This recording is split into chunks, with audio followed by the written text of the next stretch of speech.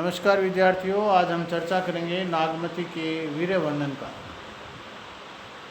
शुक्ल जी ने नागमती के वीर्य को हिंदी साहित्य की एक अद्वितीय वस्तु घोषित किया था। इसलिए बहुत समय तक पद्मावत नागमती के वीर्य वर्णन के कारण ही प्रसिद्ध रहा। आलोचकों और अन्य विद्वानों का ध्यान भी अपनी ओर खींचता रहा, लेकिन पद्मावत में केवल वियोग के रूप में केवल नागमती का वियोग ही नहीं, पद्मावती का वियोग भी है। नागमती रतन सेन के वीर्य में हम केवल नागमती को रतन सेन के वीर्य के अंदर व्यतीत होता देखते हैं, लेकिन रतन सेन है वो नागमती के वीर्य में व्याकुल नहीं होता। वह तो प्रारंभ में पद्मावती के वीर्य में व्याकुल होता है। नागमती की सर्वथा उपेक्षा कर जोगी बन घर से निकल पड़ता है। सिंगलदीप में भी नागमती का पक्षी द्वारा भेजा गया संदेश सुनकर के उसे नागमती की याद न सताकर चित्तौड़ की याद सताने लगती है और वह चित्तौड़ लौट आता है। इस प्रकार रतन सेन नागमती का वीर्य एक पक्षी है।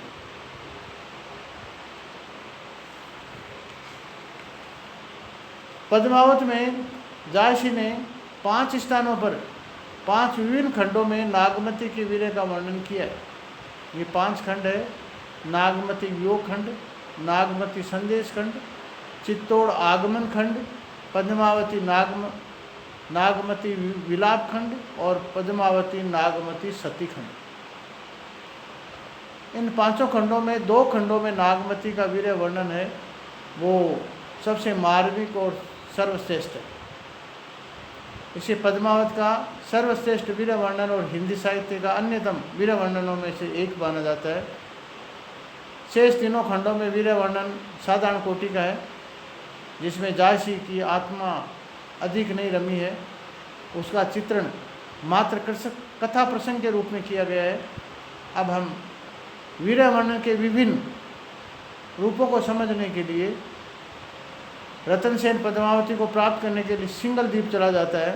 वहाँ उसे भेजने में हीरामन तोता एकमात्र कारण रहता है।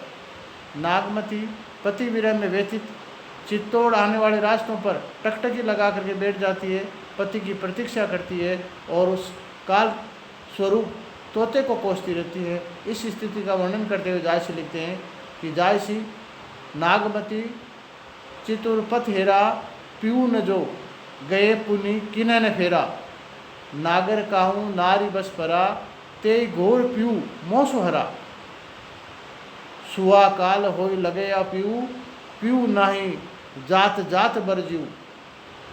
सारस की जोड़ी बिछुड़ गई, नागमती पति वीर्य में सूखकर पिंजर हो गई। सारा संसार उसे भयानक लगने लगा। प्रकृति अपने विभिन्न मादक सुंदर रूपों द्वारा अपनी वीराग्नि को और अधिक प्रज्वलित करती रहती है। नागमती का जीवन भार लगने लगा। वह व्यथा से पागल होकर के कहने लगी, पीऊ योग बस अरे बाउर जीव, पपिया तित बोले पीऊ पीऊ, अधिक काम बाद दागे सो रामा, हरि ले सुआ गयु पीऊ नामा, वीर काल तस लागन डोली, रकत पसीज भीज गई चोली, सूका हिया हार भा बारी, हरे हरे प्राण तजय सब नारी। उसे विश्वास हो जाता है कि उसे अपने प्राण नहीं बचेंगे। उसके रक्षक तो उससे दूर है, वह मरते समय उसकी बोली तक नहीं सुन सकेगी। प्राण पयान होई कोई राखा, को स्वभाव प्रीतम के भाका। एक एक करके महीने बीतने लग जाते हैं, परंतु उसका प्रीतम लौट कर नहीं आता। जायसी ने ये वीर्य वर्णन 12 मासा शैली के अंदर किया है। वीर्य उसे निरंतर व्यतीत करता रहता है। वह न जीती है न मरती है। उसकी दशा अत्यंत विषम हो उठी है। प्रकृति के उपादान संयोग समय में वह आनंद उन्मुख बना अधिक आनंद प्रदान करते हैं। अब वे ही उपादान उसके हृदय में प्रिय मिलन के लिए उत्कंठा तो उत्पन्न करते हैं, परंतु पति के समीप न होने के कारण से उसे निरंतर दुख पहुँचाते रहते हैं। इस प्रकार यहाँ जायसी ने प्रकृति के उद्दीपनकारी रूप का वर्णन कर नागमती के वीर्य व्यथा को चरम उत्कर्ष प्रदान किया। वीर्य की भयानकता और नागमती की विवस्था। वर्ष के 12 महीने तो नागमती महल के भीतर काट देती है, परंतु फिर भी जब उसका प्रियतम लौट कर नहीं आता तो वह वीराग्नि की अतिशयता के कारण से पागल सी हो जाती है और वन वन में जाकर विलाप करती है। उसकी ये वीराग्नि इतनी भयानक है कि जिसे एक पक्षी और वृक्ष पास आ जाए तो उसकी वीर व्यथा सुनाती है और उसे जल करके भस्म हो जाती है। जय पंखो के नियर होई के वीर की बात, सोई पंखी जाय जरी तरीवर होत निपात। वेदना की अतिशयता के कारण से उसकी आंखों में निरंतर खून के आंसू टपकते हैं। वह जहाँ जहाँ खड़ी होती है धरती रक्त के आंसुओं से ढेर सा लग जाता है। जय जय होई ढारी होई वनवासी तय तय होई दुदुच के राशि। वीर के इस वर्णन को जायसी ने फारसी के ऊहात्मक शैली का प्रयत्न किया है, वर्क शैली में प्रस्तुत करने का प्रयास किया है, परंतु जायसी से पूर्व 12 मासा में नागमती की वीर का इतना विस्तृत और मार्मिक चित्रण कर पाए हैं। वह ऊहात्मक विविध और अटपटा सा नहीं लगता। नागमती विलाप करती वन वन भटकती रहती है, परंतु उसके इस करुण हृदय उदारक रुदन को सुनकर के कोई भी द्रवित नहीं होता। फिरी फिरी रो कोई नहीं डोला। परंतु प्रकृति के सब में निर्मम और हृदय ही नहीं होते। एक पक्षी ने उस पर दया आ जाती है और वो उसे रोने का कारण पूछता है। नागमती उसे अपने वीर की सारी व्यथा बताकर कहती है कि उसे कोई भी ऐसा नहीं मिला जो इसका संदेश ले जाकर के उसे प्रीतम के पास ले जाए। वह उस पक्षी को संबोधित करती हुई कहती है कि ता सो दुख कहिए सो वीरा तेई सुनी के लागे पर पीरा। हे वीरन, मैं अपना दुख किसे कहूँ? अपना दुख तो उसी से कहना चाहिए जो पराई पीड़ा का अनुभव कर सके, जो प्रियतम को कथा सुना करके मेरी कथा सुना सके। मैं उसके जन्म भर दासी बन जाऊंगी। कथा जो कहे आई दे केरी पावरी होई जन्म भर चेरी। वह तो अपने प्रियतम के नाम की माला जपते जपते स्वयं माला की तरह क्षीण हो गई है। वह अपनी व्यथा उसे कैसे कहे, क्योंकि हाड गए बर सब की करी नशे भई सब तांती। रो रोते भुनी उठे कहे विचा के ही भांति। वीरानी की ऐसी करुण विवश दीन और कातर दया का ऐसा हृदयग्राही चित्रण हिंदी साहित्य में दुर्लभ ही है। वहाँ मानो जायसी ने अपने हृदय की सारी व्यथा को एक सजीव और साकार रूप दे दिया हो। इसके उपरांत भी नागमती उस पक्षी द्वारा पद्मावती को जो संदेश भिजवाती है उसमें भी उसके जीवन की सारी मार्मिक व्यथा धूल बिसर कर पावन हो उठी है। वह संदेश को वस्तुतः उस सारी व्यथा को मानो प्राण बिंदु ही बन जाता है। वह संदेश इस प्रकार है। पद्मावती सो कही विहंगम कंते लोभाई रही कई संगम। ते घर धरणी भई पीऊ हरता मोहितन दिन हैसी जब सो बरता। आगे जाकर के वो कहती है सब तीन होई सु वेरिन मोर कंत जई हाथ आने मिलावे एक बेर तो ही पाई मोरनाथ।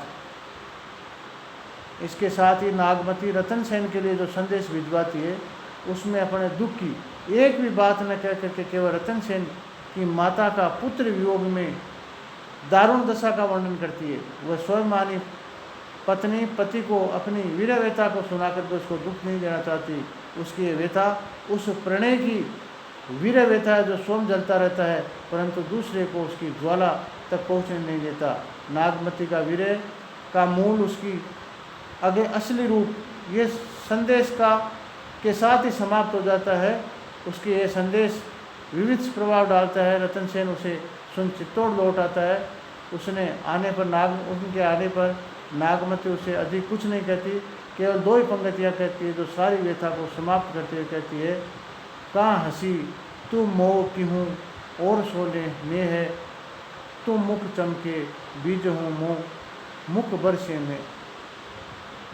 इन दोनों पंक्तियों में एक स्वाभिमानी पत्नी का रूप प्रकट हो रहा है। जायसी ने उसे आगे 2 खंडों में नागमती के वीर वर्णन का वर्णन किया है, परंतु ये सामान्य स्तर का है, उसमें नवीनता नहीं मिलती। वस्तुतः नागमती का वियोग का वास्तविक चित्रण तो नागमती योग खंड और नागमती संदेश खंड में ही हुआ है। आगे तो जायसी ने प्रसंग के अनुरूप ही उसका चलाव सामान्य सा वर्णन किया है। ऐसा लगता है जैसे उसके हृदय की सारी योग निधि उपयुक्त 2 खंडों के अंदर ही समाप्त हो गई हो, और फिर उसके पास ये संबंध में अधिक कुछ कहने के लिए नहीं रह जाता। नागमती का ये वीर वर्णन हिंदी साहित्य की अमूल्य और दुर्लभ निधि है। सदियों से ऐसे गहन वीरानुभूति प्रकाशन में आती है। वीर वर्णन के उपरांत हमें दूसरे और कवियों का वीर इतना ज़्यादा मार्मिक नहीं लगता जितना पद्मावत में जायसी ने नागमती का वीर वर्णन किया है।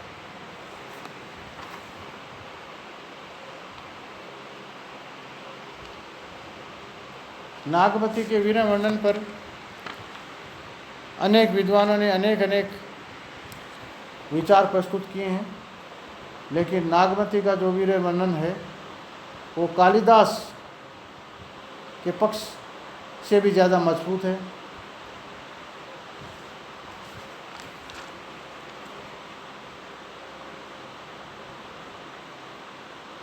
मनुष्य के आश्रित और मनुष्य के पाले हुए पेड़ पौधे किस प्रकार मनुष्य के सुख में सुखी और दुख में दुखी दिखाई पड़ते हैं, ये दृश्य कई कौशल और बड़ी सरदशा से जायसी ने नागमती के वीर वर्णन में दिखाया है।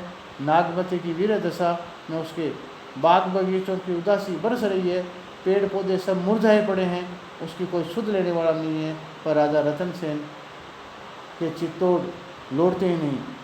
पलहू नागमती के बारी, सोने फूल फूल फुलवारी, जागत पंखी रहे सब दहे, सबे पंखी बोले गहे गहे। जब पेड़ पौधे सूख रहे थे और पक्षी भी आश्रय में पाकर ताप से झुलस रहे थे, इस प्रकार नागमती की योग दशा का विस्तार केवल मनुष्य जाति तक ही नहीं, पशु पक्षियों पेड़ पौधों तक ही दिखाई देता था। कालिदास के पाले हुए मृग और पौधे के प्रति शकुंतला का स्नेह दिखा करके इसी व्यापक और विशद भाव की व्यंजना की है। अपनी भावुकता का बड़ा भारी परिचय जायसी ने इस बात में दिया है कि रानी नागमती वीर दशा में अपना रानीपन भूल जाती है और अपने को केवल साधारण से रूप में देखती है। इस प्रकार सामान्य स्वाभाविक वृत्ति के बल पर उसके वीर वाक्य छोटे छोटे सबके हृदय के ऊपर समान रूप से स्पर्श करते हैं।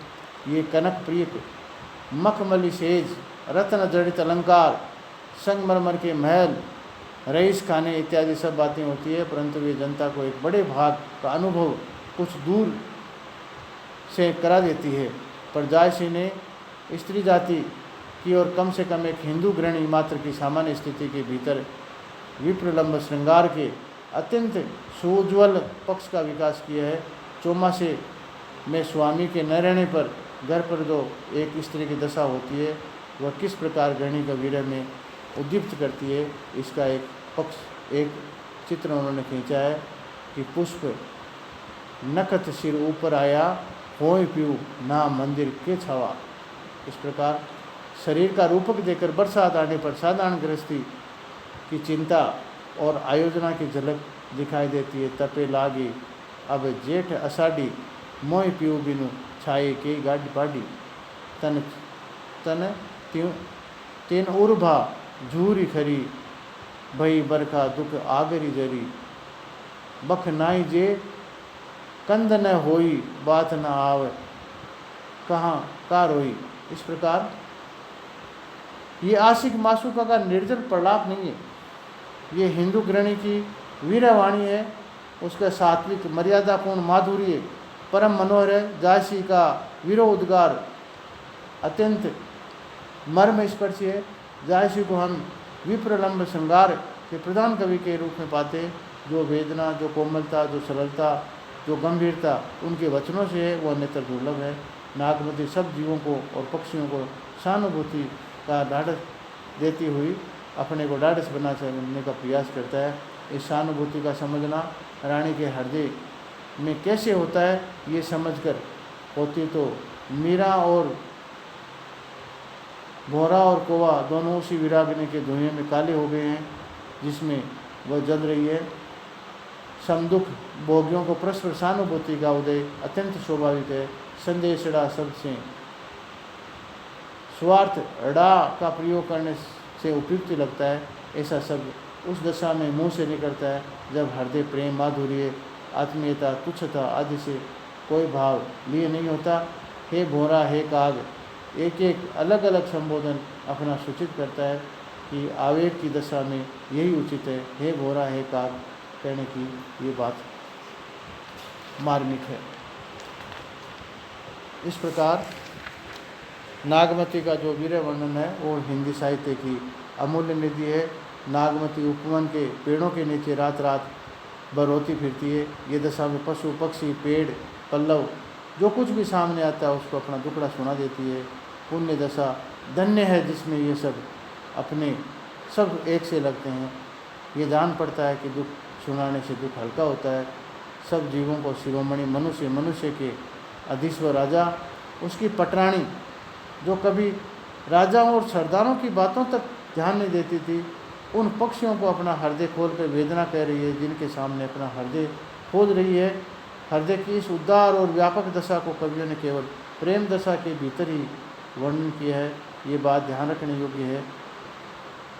मारने के लिए शत्रु का पीछा करता हुआ क्रोधातुर मनुष्य पेड़ों और पक्षियों को ये पूछता हुआ कहीं नहीं कहा गया कि भाई किधर गया। वाल्मीकि, कालिदास आदि से लेकर जायसी, शूर और तुलसी आदि की भाषा के कवियों ने सभी एक ही दिशा का सन्निवेश विप्रलम्ब नहीं किया है। वाल्मीकि के राम सीता हरण के समय वन वन में घूम करके यही पूछते हैं कि हे कदम्ब, तुम्हारे फूलों से अधिक प्रीति रखने वाली मेरी प्रिया को यदि आप जानते हो तो बताओ कि यदि तुमने उस पीत वस्त्र धारणी को देखा है तो बताओ। हे मृग, उस मृग नयनी को तुम जानती हो तो बताओ। तुलसी के राम भी वन में पशु पक्षियों से इसी प्रकार पूछते हैं। इसी प्रकार नागमती का वीर्य वर्णन हिंदी साहित्य की अमूल्य निधि है। ऐसा वर्णन और ऐसा एक गृहिणी का सात्विक वर्णन और कहीं नहीं मिलता। धन्यवाद।